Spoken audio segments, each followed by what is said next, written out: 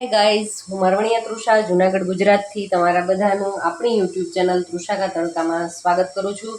મિત્રો, આજે આપણે દાળ અને ચોખાની પલાળવાની જે ઝંઝટ છે એ ઝંઝટ વગરના ને એકદમ ઝડપથી બની જતા એવા આપણે રવાના ઢોસા બનાવવાના છીએ. અને જુઓ, એમની અંદર મેં એક મીડિયમ સાઇઝનું બાઉલ છે એ રવો લીધો છે. રવો જે આપણે બજારમાં મળે છે એ દાણેદાર રવો જ છે, તમે જોઈ શકો છો. આ ગમે એવો તમે જાડો દાણાવાળો પણ લઈ શકો છો અને ઝીણો, પણ આપણે એમનો લોટ કરવાનો છે એટલા માટે ગમે તે રવો લઈ શકાય. અને એમની અંદર જ આપણે જે રોટલી બનાવીએ છીએ એ રોટલીનો લોટ લેવાનો છે. તો 2 ટેબલ સ્પૂન જેટલો આપણે એમની અંદર રોટલીનો લોટ એડ કરીશું અને 2 ચમચી જેટલો આપણે ચણાનો જે ભજીયા ગાંઠિયામાં વપરાય છે એ લોટ લીધો છે. 1 બાઉલ રવો, એની સામે 2 ચમચી ચણાનો લોટ અને 2 ચમચી જેટલો રોટલીનો લોટ. હવે જુઓ, આને સરસથી ફાઇન એકદમ સરસ દળાઈ જાય ઝીણું એ રીતનું આપણે એમનો લોટ છે એ રેડી કરવાનો છે. તો હું એમને દળી લઉં. હવે જુઓ, આપણે જે રવો લીધો હતો એ સરસ દળાઈ અને આવી ગયો છે. તો આપણે એક બાઉલની અંદર એમને કાઢી લેશું અને આપણું ઢોસા માટેનું ખીરું છે એ રેડી કરીશું. તો એમની અંદર આપણે સ્વાદ અનુસાર નિમક એડ કરી અને જે ઘરની છાશ છે, થોડી ઘાટી એવી છાશ લેવાની છે. તો મેં એક મોટું બાઉલ જેટલી છાશ લીધી છે. આપણે આમાં જેટલી જરૂરિયાત રહેશે એ પ્રમાણે આપણે છાશ એડ કરતા જશું ને આપણું બેટર છે એ સરસ રેડી કરવાનું છે. તો હવે આને છાશ થોડી થોડી ધીમે ધીમે એડ કરી અને આપણા બેટરને રેડી કરી લઈએ. તમે જુઓ, હજુ થોડું ઘાટું લાગે છે, પણ આપણે ધીમે ધીમે થોડી થોડી છાશ એડ કરવાની છે, જેથી કરીને શું થાય કે છાશ વધી ના જાય, આપણું બેટર છે એ સાવ ઢીલું પણ ન થઈ જાય. તો આપણે ઢીલું નથી કરવાનું, તો થોડી થોડી છાશ એડ કરતા જશું ને આપણું બેટર છે એકદમ સરસ મજાનું ઢોસાનું ખીરું છે એ રેડી કરવાનું છે.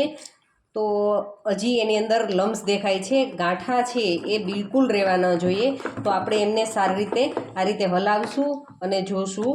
તો હજુ થોડા ગાંઠા દેખાય છે, તો લગભગ એમને આ રીતે જ આપણે આ હેન્ડ બીટરની મદદથી સરસ મિક્સ કરવાનું છે. અને આપણે છાશ થોડી વધી હતી એડ કરી દઈએ. લગભગ એટલી જરૂરિયાત, 1 મોટા બાઉલ જેટલી આપણી છાશની જરૂરિયાત રહી છે. અને હવે આને આ જ રીતે લગભગ 4 થી 5 મિનિટ આ રીતે કરી, જેથી કરીને એર બબલ્સ છે એની અંદર આવી જાય અને આપણા ઢોસા છે એકદમ સરસ બને.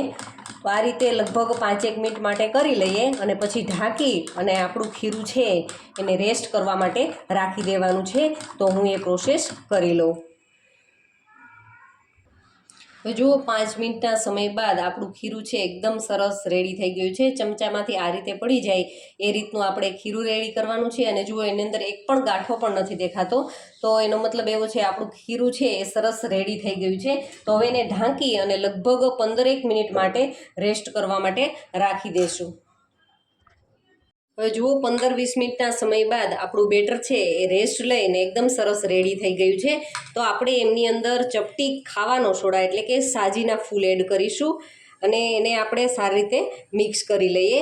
અને એ સરસ એકદમ મિક્સ થઈ જાય એટલે આપણું બેટર છે એકદમ સરસ રેડી જ છે.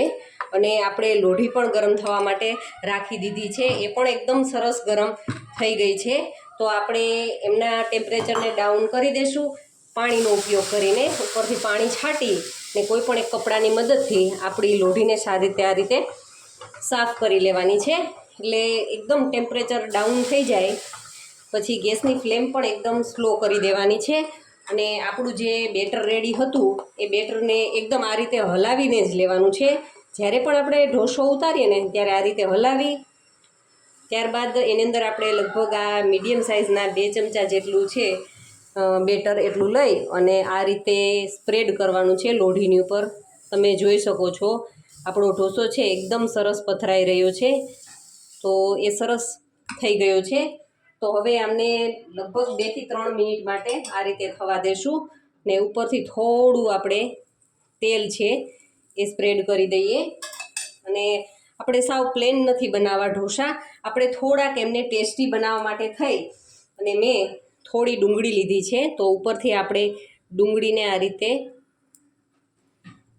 સ્પ્રેડ કરી દઈએ. ત્યારબાદ ટમેટું લેશું, ઝીણું ઝીણું કટિંગ કરી અને સરસ મજાનું ડુંગળી, ટમેટું ધાણા ભાજી છે, પછી ઝીણું ઝીણું કટિંગ કરેલું લસણ લીધું છે, એ પણ આપણે ઉપરથી સરસ સ્પ્રિંકલ કરી દઈએ.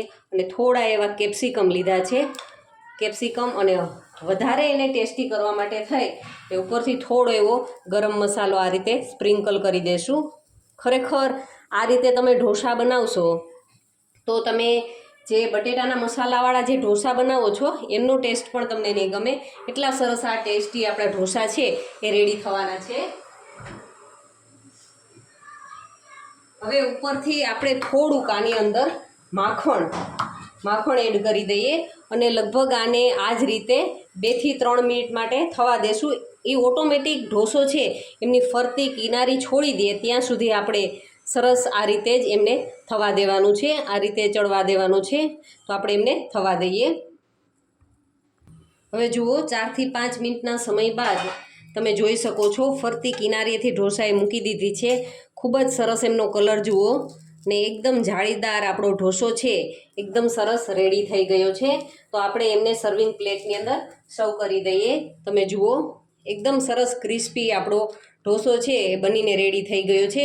જોતાં જ મોઢામાં પાણી આવી જાય એવો સરસ મજાનો વેજીટેબલ સાથેનો આપણો ઢોસો એકદમ સરસ રેડી છે. Thank you for watching my videos.